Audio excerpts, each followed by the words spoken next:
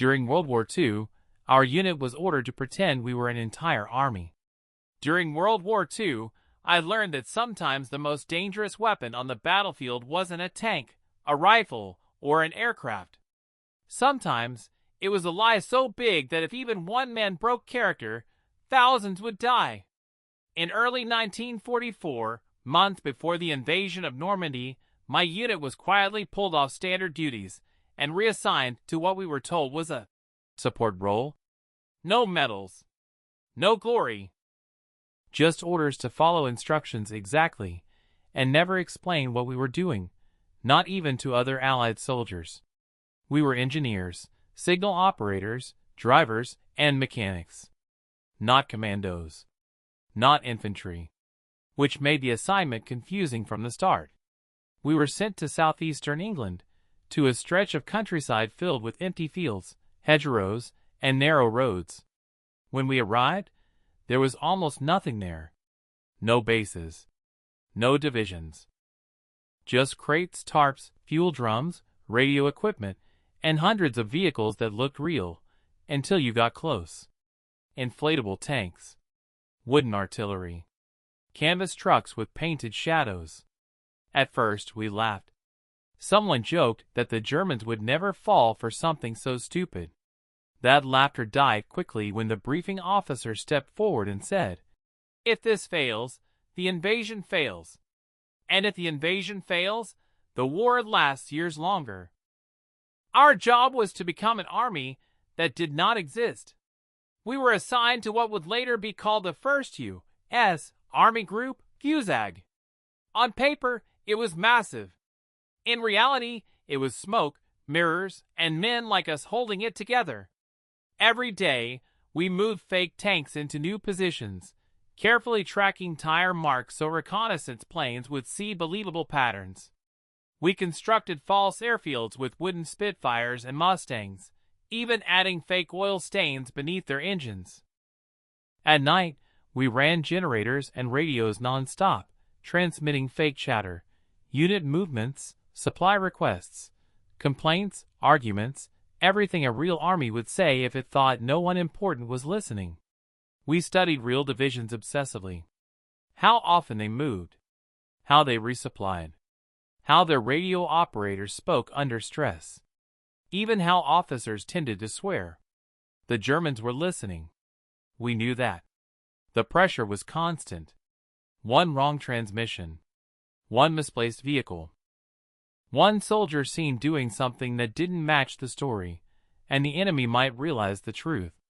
If they did, they'd move their panzer divisions away from Pas-de-Calais and into Normandy.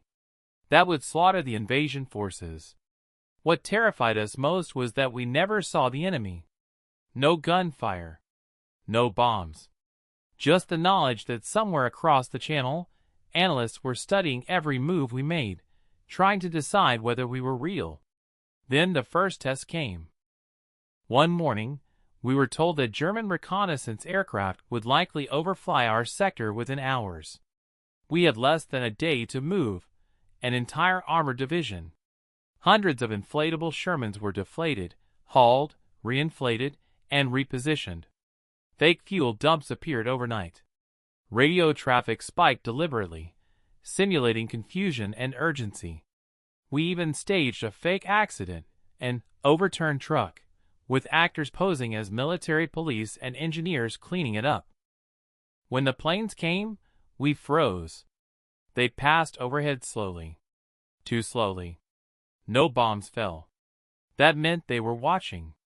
Days later, intelligence confirmed it. German command had reinforced Calais.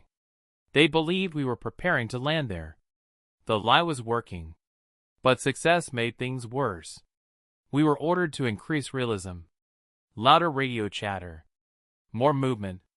More detail. We staged entire fake regiments arriving by rail. Painted insignia on vehicles. Even created false hospital tents to imply expected casualties. Some nights, I forgot we weren't real. On June 5, 1944, the night before D-Day, we received our final orders. We were to go completely silent at dawn. No transmissions. No movement. Nothing. If the Germans still believed we were preparing to attack Calais, they would keep their strongest forces there, away from Normandy, long enough for the real invasion to survive. That morning, the countryside was unnaturally quiet. We listened to the radio, knowing thousands of men were crossing the channel under fire. Knowing that if the enemy realized the truth now, it would be too late to stop the consequences. Hours passed. Then days. German armor did not move. Even after the landings began, they hesitated. They believed Normandy was a diversion. They believed we were still here. By the time they realized the truth, the beachheads were secure. The war in Western Europe was effectively decided by an army that never existed. Afterward, we packed everything up. The inflatable tanks were deflated and loaded onto trucks. The radios went silent forever. The fields returned to farmland. No monuments were built. No victory parades held. For years, most of the operation remained classified. But sometimes, when people talk about the biggest battles of the war, I remember standing in an empty field, guarding a rubber tank, knowing that the future of Europe depended on how convincing a lie we could tell.